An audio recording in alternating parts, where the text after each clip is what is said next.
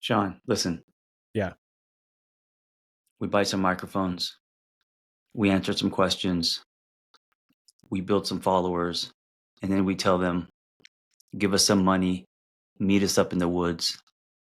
They get on planes, they come, we have some amazing conversations, we share some food and laughter, do a dance, draw some things, come home, lives are changed.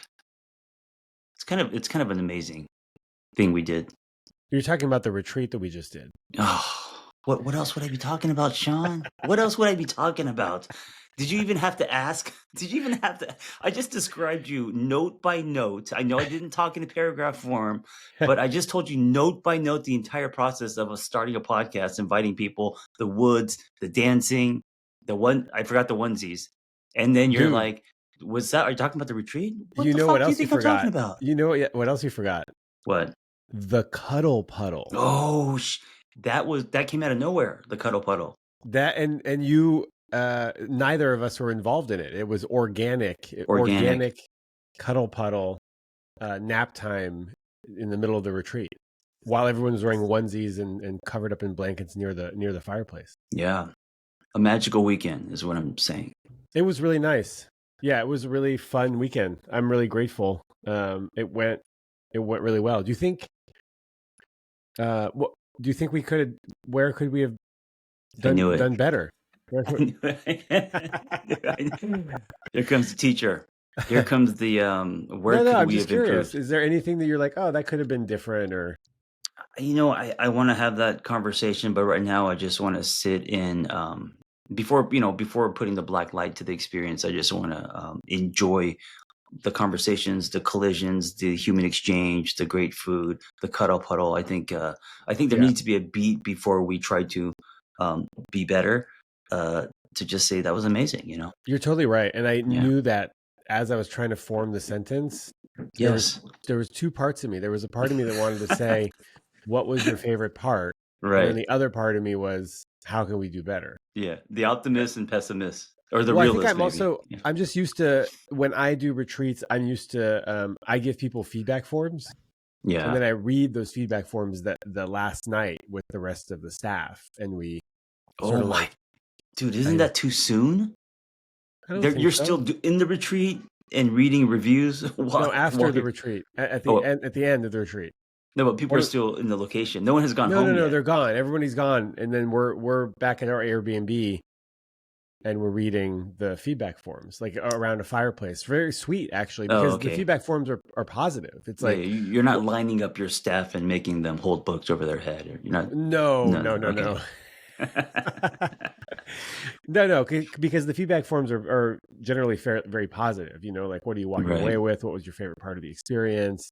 What could have been a little bit better or different? I mean, I do love that you are always wanting to be better. You're wanting to do better. I know you're more of a perfectionist. You're hard on yourself. So I think all those are great. Those all fall under the umbrella of a growth mindset. So those are great things. I probably need more of that. But I just think there should be a beat before we hit, Yeah, yeah, bust out the report card. yeah. Well, I loved it. It was great. Yeah. I loved the onesies. I loved the exercises that we did. The retreat space is incredible. Like the house is Yeah. so great. It's so warm and loving. And dude, the plunge, the ice Y- plunge. Dude, you knocked that out of the park. Sean fell asleep in freezing water. Why? We thought he died. We're like, Sean, are What? you alive? His mouth was wide open and his head just fell back. And what was interesting is I've seen Sean plunge before, and he would screech and make noises, right? Like everyone else. But for some reason, he went into the water like it was hot. And then he just opened his mouth and closed his eyes. And I was like, oh, he fucking died. He just There was died. the first. So I stayed in for 2.5 minutes. Some people stayed in for 4 or more minutes. Like Sarah Right. had to cut them off at like 4.5 minutes. But the first 45 seconds were excruciating. Of course. I wanted to like run out of there like Roadrunner or something, Yeah. like spinning legs. And then at some point, warmth washed over me, and I think it was just like flooding of like dopamine or serotonin or something, and it Yeah. felt like what maybe heroin feels like a little bit. So usually that comes after, but you got that shot in the ice, which is But strange. while that was happening, I also wanted to jump out of the water. So I was looking Mm. calm, but there was an internal struggle. It was wild. But also there were other people there, and I didn't want to look like a weenie. Well, it was just funny that your mouth was wide open, like you were drooling. Kind of, That yeah, was I've never seen that. I've never yeah. seen someone in an ice plunge with their mouth wide open, drooling, head back. It's interesting. Anyways, I loved Yeah. the whole experience. It was great, and at the same time, it's a lot. It's a lot like energetically of Yes. holding Yes. space. We Like were both super exhausted. Yeah. exhausted. We pounded some in and outs on the way home. I ate another pint of Ben and Jerry's last night. Oh God. A pint, entire pint. Okay, It's because a I pint thought now, dude. I can't even do a half anymore. I thought In and Out was the final. I thought In and Out would be the kind of end of the sentence, and then we start, back on the our regiment. But you put a couple punctuations. You put a Ben and Jerry's, and who knows what's happening this Well, morning. just a Ben and Jerry's, but as an addict, when I'm struggling with nicotine or something, it's always like I'll stop tomorrow. Yeah. And so Oh I yeah. go That's hard all day, yes. and then Yes. bedtime is sort of the cutoff. And so I You know, think there's residue from that. you and I, if we were in our 20s, we would be very bad for each other. Well, I would, because I also struggle with the same thing. I'm like, once I open the door, like, why come back? Let's just, but so for if you have what? one bite, might as well just have, might as well just Is eat it? until you can throw up kind of thing. It's Just go food for extreme. you. Well, not just food, but anything. So whether it's food, sex, adventure, anything with that's dopamine related, even like a CrossFit workout, like I can't just work out. I have to go crazy. I have to fucking, chalk my hands and work out like it's going to be the last time I'm ever going to work out, and sometimes that's great, but that shouldn't be the norm. You know what I'm saying? You refer to yourself as an addict or like have an addictive personality, and I don't. It's like for you, it's not substances, it's behaviors. Oh, interesting. Like, because you're like, oh, I'm an addict. I Yeah, was like, yeah, but you've never done cocaine, so like, right. or It like, is it is behavior. I have addictive, but isn't addiction not about the actual drug, but about the behavior? Do you know what I'm saying? So maneuvering sure, extremes, not being able to say no to things, and then when I let myself indulge whatever that is, yeah, it's like crazy, yeah, yeah. Yeah, I mean, there's overeating, there's compulsive sexual yeah, behaviors. all of that. Like I Yeah. used to tell people if you are taking so many showers that it's creating chaos in your life and in other people's lives, and you have a problem with showers, you're addicted to showers. If you're taking so many naps that you can't even, pay your bills, then that's You have a problem with nap. Yeah, I think part of me is like, oh, John's not an addict. Like I'm a real like I want to be like more of an addict than you, I think is what is oh, we're coming up for competing me. now, which is Yeah. very which is an addict trait, I'm the most competition. addicted. Yes. Which I just want to remind you, I had 3 patties, you only had 2, in That's and out. true. That's Yeah. true. But you shared your fries and I ate all my fries. Oh, And fuck. I had 3 little pods of ketchup because I'm a ketchup slut. We're both extreme. In different ways. I think we're good for each other now because we're able to kind of check and balance each other. But in our 20s, you and I, oh my God, we would be horrible for each other. Maybe. I have a question for you about the 20s. Have you ever been arrested? Oh man. So I'm thinking about when I used to steal car stereos. It wasn't 20s, it was in my late teens. And I've been pulled over, I have not been arrested.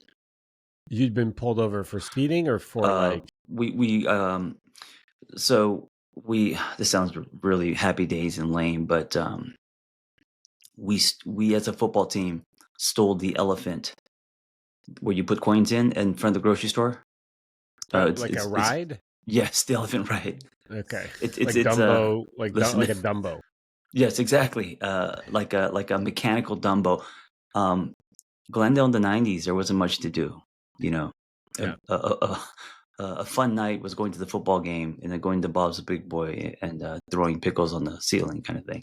Uh-huh. So we stole the whole football team, and my truck, it was raised, but it was like looked like a lowrider because this thing was so heavy, and What we did were you drive. have? What's that? What kind of truck did you have? A Toyota Oh, a Toyota pickup? Toyota pickup. Cool. Stussy sticker on the back. Oh, Stussy. Wow. Wait, hold on. 1991. Listen, it was a 2-wheel drive truck. I'm really embarrassed to say this because it was a 2-wheel drive truck made to look like a 4-wheel drive truck. It was like lifted and had Lifted big with big tires. tires, but it was totally poser because it was 2-wheel drive. Yeah. So we put this thing on the back. It took like, the entire football team. I'm driving it up into the high school quad. It was the night before senior ditch day. We thought it would be funny to put a mechanical elephant that you put quarters in the middle of the quad and like plug it in, right? And we were like had this idea we were going to ride the elephant tomorrow. And as I'm pulling up into my school, sirens. And I had a girl in my cab, and I was trying to press her, like I'm going to be the guy that, does, Ferris Bueller's Day Off, right? Right. Cameron. And the cop pulls us over and says, what you guys just did is like Grand Theft Auto. You stole something from the supermarket. It's like a stealing car. Grand Theft And Auto. so we're like, look, we're kids. Tomorrow's senior ditch day. And, we kind of talked him out of it. And he was going to arrest me, but he didn't. It would have been funny if the ride was like a little car, and that's why they were going to like a police car. Grand Theft Auto. Oh yeah, right. So wait, I think that's what happened? Did you have to return the Dumbo? Yeah, you guys all brought it back? He said return. He was furious. He's like, look, return this, and I'm not going to take you to jail.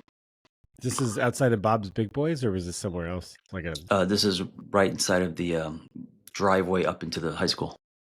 No. Where did you steal the Dumbo from? Ralph's grocery store. You put it back? Did you plug it back in? Put it back, plugged it back in. None the wiser. None the wiser. Yeah, those were my wild days of high school. That's cool, man. It's okay to have a 2-wheel drive pickup. It's fine. It's not ideal, but again, you never took it up to the snow, right? Well, I'll tell you what. It may have been 2-wheel drive, but I drove that thing in. Listen, this is horrible, but I drove it into people's lawns. I did the same thing with my Jetta. Oh, you did? Dude. Okay, great. I drove around in. In my community college. Yeah. Totally fucking immature, and I mean, like taking baseball bats to mailboxes, that kind of thing. Like just we were so bored as kids, and I think a lot of just pent up sexual stuff that we couldn't get laid, so we're just taking our 2-wheel drive trucks into parks and just vandalizing and all that stuff. Yeah, okay, I can relate to all that. Yeah. While you were doing that, wait, so you stole car stereos? Yes. I was 15 and I wanted to hang out with the 18-year-old, kind of like loser guys, the guys that were wearing black leather jackets and listening to The Cure and doing drugs. Yeah. Cool guys. The cool guys. Yeah. And they were stealing car stereos. And it would be like the one that you have in your truck now that you can actually take out. I have the removable. John. Yes. John and I drove to the retreat together in my truck, and he couldn't believe that I had a removable faceplate stereo in my car.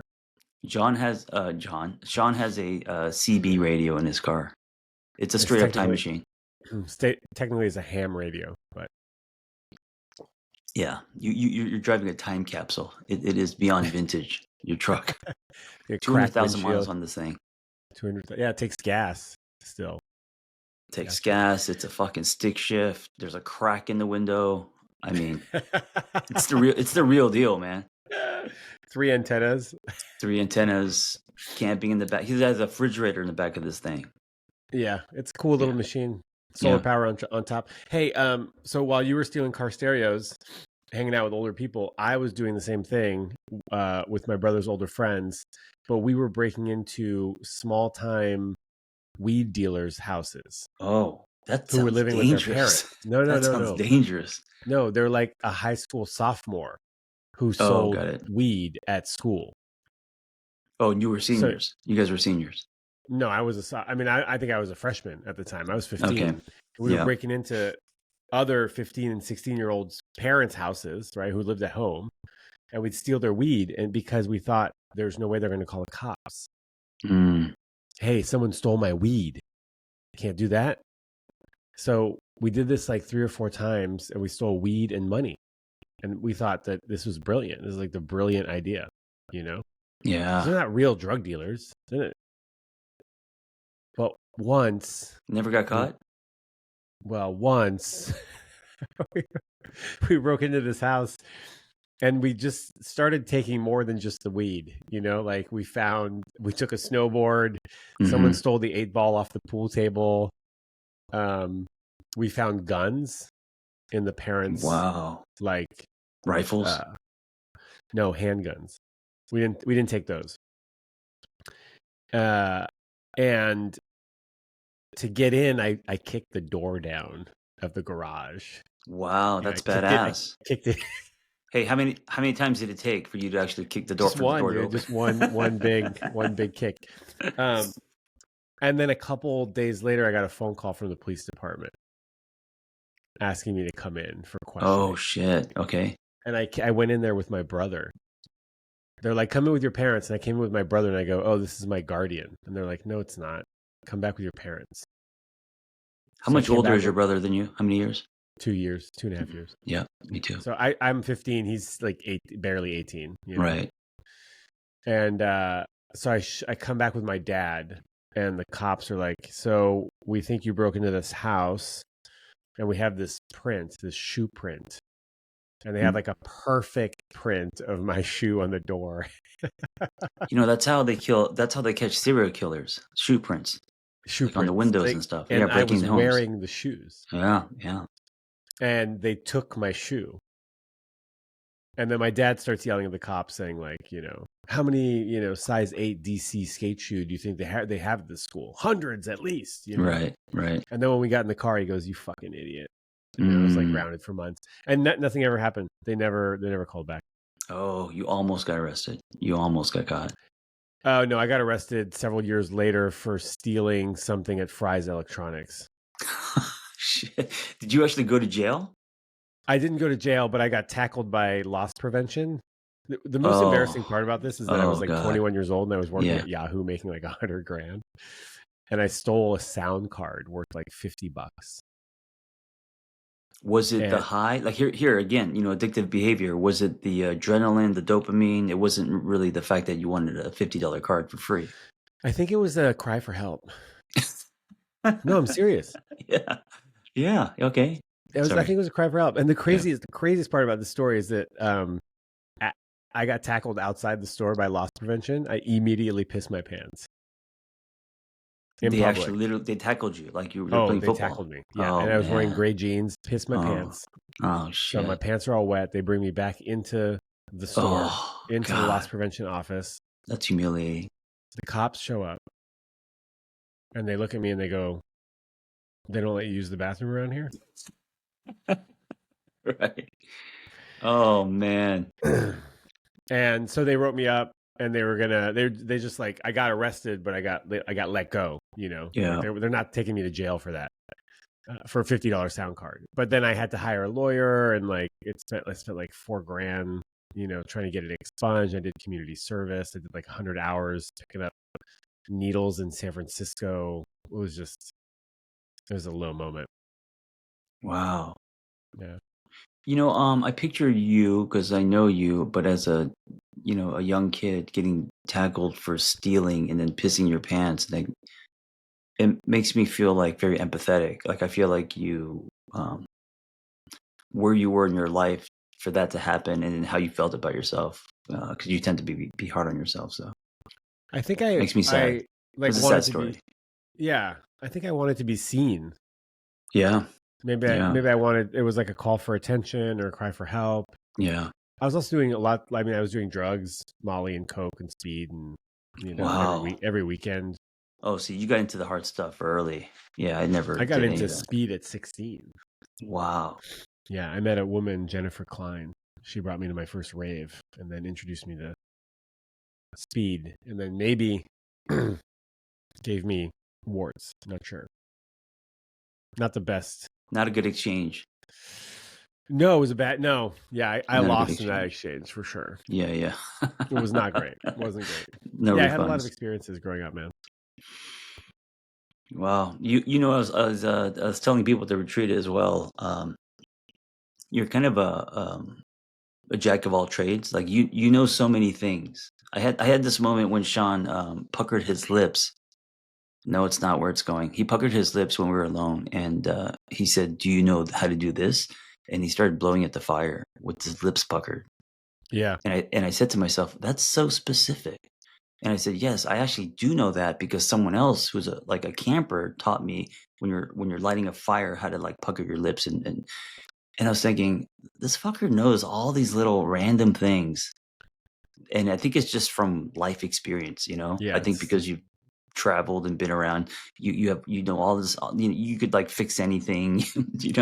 You just have a lot of like just interesting knowledge, like a fucking like an walking encyclopedia in a way. Well, so, Remember yeah, those? thank you. Thank Yeah. you. I mean, I don't feel very book smart, but I do feel like I'm able to fix things, and I know some Like street smart, weird street life smart. smart. Yeah. Yeah. Yeah, like I tried to figure out why the sauna wasn't Right. heating up over Right. So he goes out there 120. with a hammer and a crescent wrench, and I'm like, oh, there's Shaun and trying to fix things, like, and I was like, wow, that's what he does. He just kind of roams the world and fixes things. He's like a little Thanks, Mr. man. Miyagi. I mean, I thought that maybe the like 1 inch gap that was letting all the heat out from the top of the sauna might be something to explore. You're very curious, and you like fixing things, which kind of going back full circle to testimonials. What can we do better? What's broken? Let's fix it. That whole thing, that whole mindset. Yeah. It I do carries like over. fixing things instead of just like calling someone or buying a new thing. It's like, oh, what if I gave this a shot? But I've always done that. I've always wanted to like, I started wrenching on my bike when I was like 15 or something. Yeah. Just like wanting to fix things. You're very like with your hands. Before we stop talking about the retreat, question for you. Yeah. What did we both walk away with that is the same? Oh, a crystal penis. John and I both walked away from the retreat with 2 crystal penises, a gift from one of the retreaters. And by the way, thank you. You're welcome. No, not you. Oh, I'm talking about the person. Why would I be thanking you? The person who gave us the penises. Thank you. That was very generous. Janelle, thank you for the crystal penises. They're beautiful. They're made out of like quartz or something. Yeah. And you could put them inside you. They might realign your chakra. You could literally, fuck your chakras. Okay, so really quickly, we got to just talk about this. I gave you one of these. Actually, this is a great opportunity. I gave you one of these wands, right? The Love Drive Girls Get Off glass wand. Yep. When we did the live episode, and it's a great toy for like prostate stimulation for people with prostates, and G-spot stimulation for vulvas. So it's for his and hers. It's for everybody. Anyways, I give you this toy. Did you ever use it? We did not use it, but I think what you're leading up to is how well these things are made, because when our house burned down, the thing that we found in perfect condition was this sex toy that Shaun gave us. This thing is made out of Pyrex. What is that? And Pyrex is a kind of glass. Glass. And Vanessa went after the fire, went to see if she could recover some of her grandmother's jewelry. Yes. And she wasn't really able to find anything except for this in pristine condition. This thing survived like a 10,000 degree fire for hours and hours and hours. Let's put it this way. Hubcaps were melting like syrup. And the Love Drive's wand, still standing. Pristine, ready to be inserted into somebody. Ready to it gave its life to the pursuit of pleasure. Cue up Elton John's "I'm Still Standing." And it's just a little dildo. Yeah. By the way, nice seamless transition plug, which you were telling me, John. Let me tell you how it's done, and now you're showing me in real life. Link in the show notes, or go to girlsgetoff.com and look for ELLE. It's a glass wand for his and hers pleasure. The thing about this wand is like it's glass, right? So it's hard. And some people think, oh, I'm not going to like that. I like a soft toy. Does Vanessa have toys? Yes. And they're probably soft, right? Yeah, like just the basics. Yeah. Yeah, just the basics. This thing is hard, and so people are like, I don't think I'm going to like that, but a lot of people end up really liking it. Like They the just crystal dicks that we got. like the crystal dicks. Yeah. Yeah. It's just like it's something for your body to push up against. Sean has his own sex toy, which is amazing. I have my You own know? sex toy. Yeah. I don't know what mine would be, but I love that you have your own sex toy. It's great. Well, what do you think yours would be? And then actually, I want to read you a testimonial about the sex toy before we move on. It wouldn't be what you have. So if I had my own sex toy, it wouldn't be a what'd you say that was made of? Pyrex. Pyrex. And would you say that's a dildo? What is that? It's a wand. It's a dildo. It's a wand. It's a Okay, wand. Yeah. It wouldn't be a Pyrex wand. It would be maybe I don't know, man. Maybe something that maybe a whip? No. It would be something a little bit abstract. It wouldn't be something that is like a vibrator, dildo, anything like that. It would be something a little more abstract. I don't know. I don't know what it would be. Maybe like a small cage that you can put somebody in. You can put somebody in? Yeah, something like that. Abstract. The John Kim cage. The John Kim cage. Yeah. Okay. Well, we can explore that and come back to it. Okay. Maybe next swing. week. Maybe a swing. Oh. Which I've never used before, but yeah, something like that. I don't know. The John swing? Yeah, I don't know. Okay. The Kim swing? Testimonials. Yeah, real quick. So we started getting some testimonials back on this toy. This was mind-blowing. I was slightly skeptical about using a non-vibrating sex toy, but this toy surprised my female partner and I so much. We enjoyed the temperature sensitivity and the material. It was the perfect size and amount of curve. I love the packaging. It comes with the cutest little bag and super easy to clean. 10 out of 10 for me. Absolutely love this product. Yeah. Cool. Can you send us another one? We never used it. Yeah, I actually do. I have a few more here. You want to? Here's one last testimonial. This is for Vanessa. I got this as a Christmas present, and it is explosive. Beautiful glass construction, and the curve gives the most beautiful sensations. Highly, highly recommend for solo or partnered play. Also, it's a nice color. It's a nice soft color. It's like a light pink. Yeah, it's light. You know, it's not. I don't like sex toys that are like fluorescent. Yeah. Yeah. Like color matters. Have you seen those alien cocks?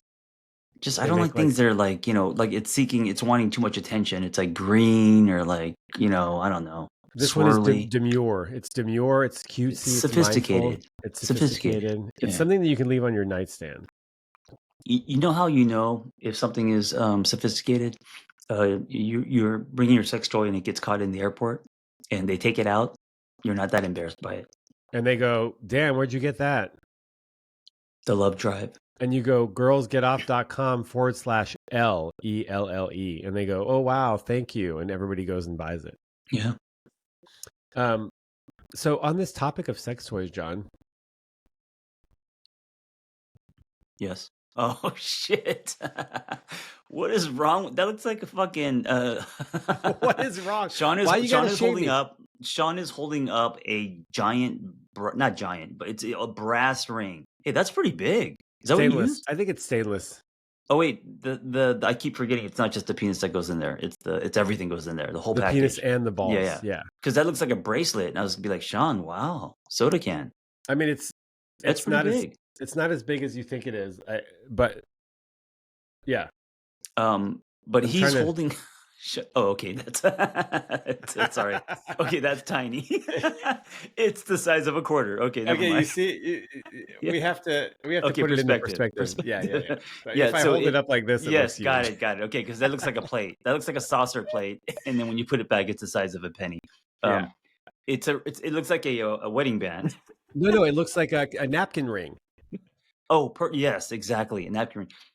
So he's holding up a silver, what looks like a metal napkin ring, and it is something he's been trying to get me to use called a cock ring. And I said, dude, I don't want to put a metal ring around my cock. Like, it seems painful. It's not painful. It's exciting, and it makes you harder. Which you're a quarter pill guy. You're a quarter Viagra. God. Well, Can I be you've the one mentioned this. that? Can I be the one that You already have. decides what part of my life I want to reveal? You already have. Oh, I have. Okay, sorry. Yes, we've already Okay. talked about this. Oh, my memory. Okay, But sorry. yes, you can 100% be the guy who decides what to reveal in their life. 100%. You've already revealed this. Okay. Yeah. I take if you don't know, I take a quarter. A quarter is just a little bump many times before having sex because it just it gets the kite in the sky, you know. Mm-hmm. Yeah. Do you snort it or do you No, sprinkle it dude, on your no one penis? snorts it. Who snorts? Do you Oh, snort? dude. If you Yes, for snort sure. that shit, that is straight up addict behavior. Someone is snorting Viagra. There's no doubt about it. Yeah. Not in the least bit. Sean and I were talking about this privately. I get turned on when I'm rock hard. I mean, what guy doesn't, right? And so I just I don't have a problem getting hard. Although I did mention in my podcast a couple years ago, I went on a date with someone, and 3 times in a row, 3 different dates over a few months, I couldn't get it up, and it was very embarrassing and all this. And we're friends now, but since then, I've been playing around with pills, and I don't need the whole thing. The whole thing is almost over. It's like it's too extreme. So I just do a little quarter. And Sean said, "Okay, put that away. I have something better." And he said, "There's something called the cock ring. You put it around your entire unit, and it keeps the blood from going back down, so you stay harder." And I said that, yeah, but you know what? Why would I do that when I could just take a quarter of a pill? It's so much easier. And I told him, I don't believe you. I bet you the pill works better than a a ball bearing around your balls. So this goes under the balls and over the penis. So behind both, the balls. Right. And it acts as a mechanical. Does it tighten? It's just one size. Well, so there are a whole bunch of different kinds. I would not suggest going to a metal ring. No, that's like black belt. That's black belt, yeah. So they have silicone ones that you can stretch over, and that's way less scary because you need to get sized for this. Mm-hmm. Because if it's too small, yeah, you could go to the ER. Okay, yeah, but, I would. I would start with the silicone or the rubber. I would start with elastic. If it's too big, it's totally useless. It's just like putting a necklace on your cock, Right. But what I will say is that like the thing with drugs is they have side effects. And like I prefer not. I'm not anti-vax. I'm not Maha, whatever.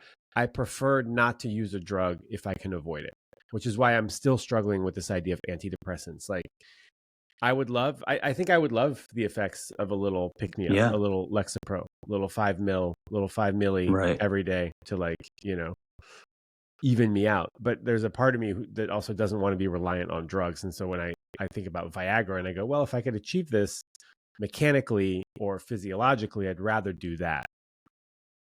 I mean, I agree with you. I mean, I think natural is always the best way to go. The thing with this cock ring is that you got to put it on when you're soft, because otherwise that also makes no sense to me. How come? Because I feel like it'll just fall off. Well, no, because when you're putting it on before sex. And so you have like a limited time. It's like, oh my God, I got 10 seconds to put this thing on or else I'll be too hard to put it on. Oh, so wait, you put that on right before you have sex. It's like, so like during foreplay and stuff, it's not on. It's like on the nightstand. You put it on almost like a condom. You put it on right before. No, you want to put it on before you get hard. So some foreplay is going to turn me on. So it's like before we go to the bedroom, I might slip it on or something. Oh, okay. And then you can't take it off until you come, because you got to wait for the refractory period. You got to wait for the cock to go soft enough for you to slip it off.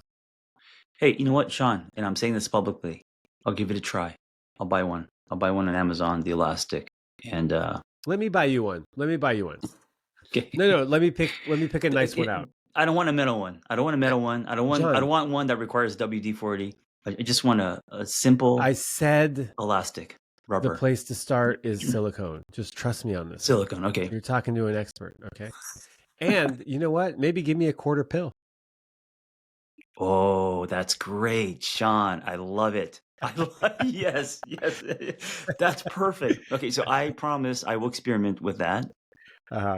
You promise to take a quarter pill. I'll take a quarter pill. 30 minutes before. Dude, what if I'm sold on this and you're sold on that? And we just flip. I mean, I'm open, right? We're open to try new And listen, I don't take it every time. It's just, it's like hitting sport mode on your car when you want to pass someone. That's all it is. Mm-hmm. It's not an everyday thing. I agree. The harder the cock, the better. Yes, I find that to be true for sure.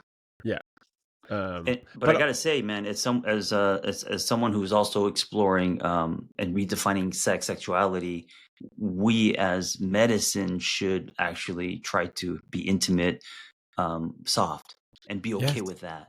And just like, it doesn't have to always be hard. We don't have to always ejaculate, like, all that stuff. We should try to flip the script. Oh, absolutely. There's a great book called Slow Sex that is for people who, it's for people who want to experience slow sex, like very tantric sex. And one of the things they talk about is that the first penetration for heterosexual couples could last as long as 15 minutes. Oh my God. So you just put it in, leave it there? Well, no, you put it in over 15 minutes, millimeter by millimeter. Oh my, that's ridiculous. Why is that? I'll fall asleep. Sean, people fall asleep doing it. John, you are How is that possible? You know how long 15 minutes is? That's like a long CrossFit I've done it workout. before, John. So millimeter by millimeter, you are inserting. Drives her insane. Drives everybody insane. I could see if it's kind of teasing, like, pull it out, like wave it around. But if it's just moving like a sloth. It's sloth sex. It's just slow. Well, it's called slow sex. Yeah, and while you're doing that, you're eye contact, making see. Kissing, you're doing other stuff. Yeah. You're doing other stuff. Yeah. Anyways, that's one of the strategies in the book. But the other strategies is for people who have a hard time maintaining an erection. You can insert the penis when soft and just sit there and kind of like soak and like connect. And there's a thing I heard, and I think they do it in Japan. I forgot where it was, where, and this is like a Gen Z thing. There's a whole term for it. You put your penis in the person and you just leave it there. There's no like friction. You just leave it there. Like you're just that's a Mormon thing. Is that it's called soaking? Yeah. Is it? Yeah. It's a way to circumvent the like anti-sex. They have like laws or whatever. They have sex before marriage. So it's going wide. You can soak. It's the in and out. It's the in and out motion that's prohibited. But wait, you never heard about this in Mormon schools? Okay, in Mormon schools, students, young adults, will soak, so they'll insert the penis, but no in and out. Yeah, and then their friends, so they'll be on the top bunk, and their friends on the bottom bunk will push the mattress up and down to create movement, simulating sex, but to them, it's not technically not breaking the law or the breaking. I swear to God, this is true. Like, that's crazy. Fact check me if you want, but this is the thing that people are doing. It's called soaking. Wow. So you need a friend and you need a bunk bed. Yeah, but in college in the dorms, you got both of those. Right. Everybody's helping each other out. Well, the more you know. I never knew. Yeah. All right. So you heard it here. I'm going to try the cock ring, and Sean's going to try a quarter of a pill. Okay. And new experiences. And maybe we'll try the crystal dick. I don't think. I'm sorry. I don't think that. No, but on Vanessa, maybe she doesn't like hard. She doesn't like. She's more into the vibrating toys. Yeah, but has she tried it? I think once, but it wasn't crystal. It wasn't made of crystal. Do you want me to? But now you want my toy, but you're not going to use the toy. Oh no, we'll use it this time. Oh, yeah. Okay. Yeah. Well, we didn't have a lot of time to use it before our house went on fire. So that's true. That's absolutely true. Yeah. That's absolutely true. Okay, so you have not been arrested. I'm just going through our list. I think it's questions time. It feels like it's question time. Yeah. Wow, we really went through it. Okay, let's look at the question. Stand by, everybody. Stand by. Should we keep the topic, sexual topic? No, I'm open to anything. Oh, no, but I'm asking you, should we or not? I say no. I say no because I think one of the reasons why we got the crystal dicks is because we talk about dicks so much, and so throw in something else. We don't have to just sit here and talk about sex. We always talk about sex. I enjoy it. I enjoy our conversations. It's fun, but I want to also talk about other things too. Hi, John. Hi, Shaun. My name's Mackenzie. I'm from Rhode Island. I am 35, and I have a question for you that I was thinking about as of recently. I think it's pretty typical that as you move in with your significant other, you start to notice certain things that I don't know if it's just me, but tend to occur maybe more in males versus females. And one of the things that I noticed is a tendency to either put off or procrastinate making appointments, whether it's doctors, dentists, all those kinds of things. So I guess one of my question is, how do you help your partner to avoid procrastinating those things without feeling like you are becoming their mother? Because that certainly is the best way to remove the romance from a relationship. I'm just hoping I can get your point of view from two heterosexual males. And if you have any insight, because it's something that I've noticed and I try really hard to not step into that mothering role in my relationship. I'd love your advice. Thanks. Bye. So what I hear her saying is, you get into a relationship, and then once you start loving someone, the other person stops going to appointments, stops going to see the doctor, the dentist, which is very interesting because I thought she was going to say like, they stop taking care of themselves. I guess it's kind of the same thing, but it's so specific that he just stops going to appointments. Not that he stops. We don't actually know that he was actually going before. It's that now she's realizing Right. that he isn't able to take care of himself. He's not able to follow through on appointments or like do stuff related to health. And I think it's a bigger question, right? She's saying, how do I not mother my partner? Right. The example is just Right. like the guy doesn't fucking make dentist and doctor appointments, right? So how do I not mother my partner so that I can stay sexually attracted to them, romantically attracted to them? Well, first of all, yes, I agree. Being someone's mother or being someone's son is probably the fastest way to kill chemistry, the relationship dynamic. I call it going from mouth to nipple. This is very common, happens all the time, and people get turned off very fast. That energy is not good. I think for me, she can express not so much like he should go to the doctor. She should not be a mom for sure. She should, when she notices that she's being motherly or taking care of him in that way, she needs to stop, right? So I think she needs to own that. But what she can do is say, I really wish you would take care of yourself more. Like go get, dentist appointments and I would be really honest. I would say something like, it's changing the chemistry. Like, it kind of, I don't know if it's too harsh, but it kind of turns me off that you're not taking care of yourself. Yeah. I want you to be healthy. I want you to, go do your thing. And it seemed like you weren't like this before, but now I'm noticing this. And I would say also, look, I'm not going to be your mom. Do you? Yeah. Well, we don't know if he was doing it before. He might just not. I mean, men are notorious for not going to the doctor. Yeah. Or the dentist. Yeah. Well, some people just, I don't know if I want to make it gendered, but like my mom hates the fucking doctor. I think it's not gendered. It's a generational thing. Hmm. Our parents, like, unless your tooth is going to fall out, you don't go to the dentist, or everything's fine. Everything's fine. broken. Yeah. Tough it out. I would say just let him be. Just don't do it for. So one of two things. Either you make the appointments for him, and no, listen, don't do that. Yeah, listen. We have strengths and weaknesses as individuals. Collectively, we are better together, right? If my strength is I'm just not really good at fucking making appointments, and you are, just make the appointment.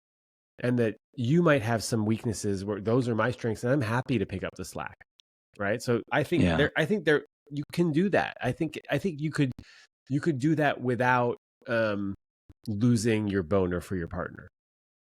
Hey, you know what? I agree with you. I was just thinking, like, what if Vanessa made some appointments for me, and I'm not dependent on it, but what if she did that? I would actually feel very loved. Yeah.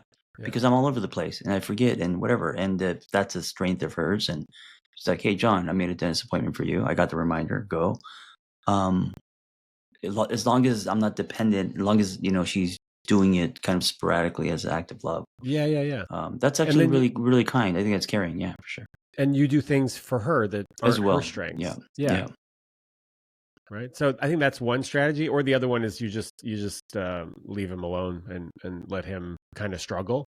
Because I think sometimes you have to let people struggle instead of like caretaking for them. So I think, it depends. It depends on what else is going on in the relationship. If this is just the only thing that's bothering you, then it might not be that big of a deal. But either way, I do believe you got to communicate something, right? So even if you're going to let the person struggle, you got to let your partner know that that's hard for you. And then let them on in your inner journey. If you just let them struggle and then you have resentment, you say nothing, the partner is just oblivious. And then one day you wake up and you're like, dude, you're like a sibling to me. Or you're like my son. And it's like, it's blindsiding to the partner. Yeah. And also I think to your point, maybe expressing that you love them and want to make sure that they're healthy. Right. And that like, I want to make sure that you stick around and I don't want you to be sick. And so I'd love for you to go get checked out or to book these appointments because I want you healthy and I love you. Yeah.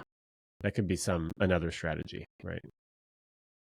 I love it. I love our answers. And I think I don't think there's anything more. I do want to emphasize, because I find it so common in my clients, relationship dynamics changing in the relationship because someone becomes a mom or a son, or instead of partners, that dynamic changes in some way, and it directly impacts the chemistry.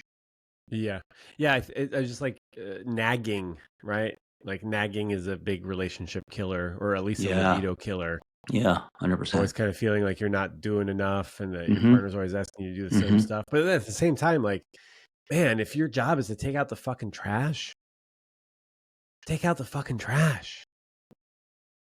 I take out the trash. I do the dishes, Sean. I get the car washed. Dude, John was a fucking trash taking out machine at the retreat. We generated quite a bit of refuse, unfortunately, but hey, thank you for noticing, Sean. Hey, no, really, no one said anything. I was a trash taking. What'd you call me? A trash taking out machine. Yeah. During the retreat, no one said anything, and you noticed. That means a lot to me. Thank you. Yeah. You're welcome. I mean, John. John was on top of it. John was definitely on top of it. We have small trash cans, by the way. So I was taking the trash out a couple hours. There was like 20 of us too, and to my credit, I asked people to write their names on their cups so that we would use less cups. So together, John and I were, an effective duo. I want to end with an apology, Sean. Okay. On the way up, Sean said, "John, do you have name tags?" And I said, "What are you talking about?" That's I judged it very fast. That's so conferencey. It's not my brand. I would never have name tags. I never thought about it. I was very defensive about it, right? And Sean, and so we were just kind of like, okay, well, here's what I think about name tags. Here's what I think. We just kind of, and then as the people came in, a couple people said, "Do you guys have name tags?" And I was like, "Oh shit, Sean was right. People do want name tags." And I thought because it's not 30 people, it's 20, 18, it's 15, that, we don't need name tags. So I want to apologize for thinking that was like a dumb idea or not needed. I was wrong because the people wanted them, or a few people wanted them, which I never heard before in any retreat. So, well, I appreciate that. And I also want to apologize because I got kind of like aggressive with John about the name tags. I was like, "Hey, do you have name tags?" And he's like, "No." And then I was like, "Oh, do you not like people?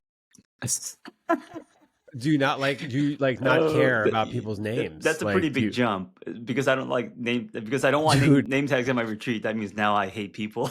That's a pretty big jump, Sean. It's a huge jump. It was like I was upset with myself at how upset I was getting at the fact that we didn't have name tags, and I could have brought name tags, because in my retreats we do things differently. Right. I have name tags, and we write everybody's name on it in really beautiful script, and it's like kind of fun. And it's nice to be able to call people by their name, you know? Yeah, no, I get it. It's funny because while we were arguing about it, I didn't agree with you. You were not going to change my mind. And then once we got there and some people wanted name tags, how could I did not agree with you? Like there was proof that name tags would have been good for some people. And so I was like, oh. Well, I think people said stuff about the name tags because I was like, sorry, welcome. We don't have name tags. And so I think I might have you planted that seed. You fucker. You fucker. You subconsciously planted that seed in people to get them to say, oh, you're right. Where are the name tags? And then I heard that part. I didn't hear you planting the seed, dude. I heard them saying, where are the name tags? God, you're evil. I'm evil. You are evil. That's called gaslighting, by the way.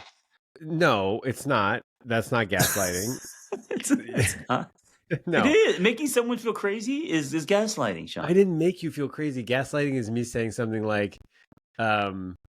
you're crazy for not wanting name tags. Everybody wants name tags. It's so clear that only people who love people use name tags and everybody else is crazy. That's kind of gaslighting. I just said, sorry, we don't have name tags because I was still upset at you. Hey, I was upset at myself for not being able for resorting to such like just wild stretches by saying you don't like people because you didn't want to use name tags. Hey, you know what's interesting? Because now we're talking about something deeper. So when we started going at it in the car, I actually didn't care about the name tags thing. I think I was defensive because I felt like you were coming at me. So it wasn't like you had an opinion. It was more than you having an opinion. It was now like you saying, dude, do you not like people? And so that is what made me hold on to the tug of war rope. That's what made me kind of now get emotional. It wasn't about the name tags, and that's how things are. It's never about what's on the surface. It's about what was happening underneath. Now, what I didn't know, which is interesting, and this is good because now I know you better, is a lot of your frustration, even though I took personally, wasn't really about me. It was about you. Like you were being hard on yourself. You were saying, fuck, I should have brought the name tags. So you were frustrated. But what came out of your mouth was, John, you don't like people. Yeah. And how am I not going to be defensive with that? Now I'm going to be like, of very course. defensive. Yeah. Yeah. We're doing a retreat for people and I'm accusing you of not liking people. I was being hard on myself. I should have brought the name tags if I wanted. And you said that, look, if you want name tags, just bring them, and I didn't. Number one. And number two, I want people to have like a connected, loving experience where they feel seen and heard. And that was like part of it. Yeah. Hey, you know what the most important thing is? I didn't even know we were even going to talk about this today, but this is the thing is like the whole point of this podcast is to show by example where we fall short and then what we can kind of do to repair and talk about it, right? Yeah. I mean, I'm never going to have a retreat with you again, but listen, we learned some things. And you're going to do name tags moving forward. Hey guys, we love this retreat so much. We're probably going to do another one. We don't know when, but just look out for it. So mid-April, maybe mid-April around my birthday. And before Shaun goes to Canada, we'll have cock rings. We'll have name tags. Whoa. Easy. You got to first use I statements. Speak for yourself. We will have a cock ring. We'll have a report back about cock rings. About the cock rings. Yeah. We had three men, so we were 5 men, which was awesome. Yes, and I'm not allowed to say this word, or this term, but yes, heart boner. Every time I see men at the retreat working on themselves, heart boner for me. You can say that. I don't think we. Well, you said, John, just say heart on. Yeah, heart on. Boner is so lame. Just say heart on, and I was like, I'm not gonna say heart on. Yeah, heart on's good. Mm. I do love when men show up in these spaces. Yes, like it adds so much to the So conversation. much flavor. Yeah. And I think also I heard from several of the female participants that it was healing for them to be in a space with men who are doing this work that's more emotional in nature. Yeah. And it shows them like, oh, okay, I can actually expect some men to soften and to be more emotionally aware. Yeah. And the story that a lot of women are telling themselves is that that's not the case. Right. The guys aren't interested in this kind of stuff. So dudes. More dudes. More dudes, cuddle puddles, dudes. Come on, guys. Hey, should we offer some kind of sign up sheet. These seats go out; they go very fast. So maybe a list or something where they could, or just email me. I'll keep your name on file, and then when we're ready to pull trigger, I'll reach out. TheAngryTherapist@gmail.com. Yeah, super easy email. Yeah, and Shaun and I will report back to you. Let's do what? 2 weeks? Can you get laid in 2 weeks?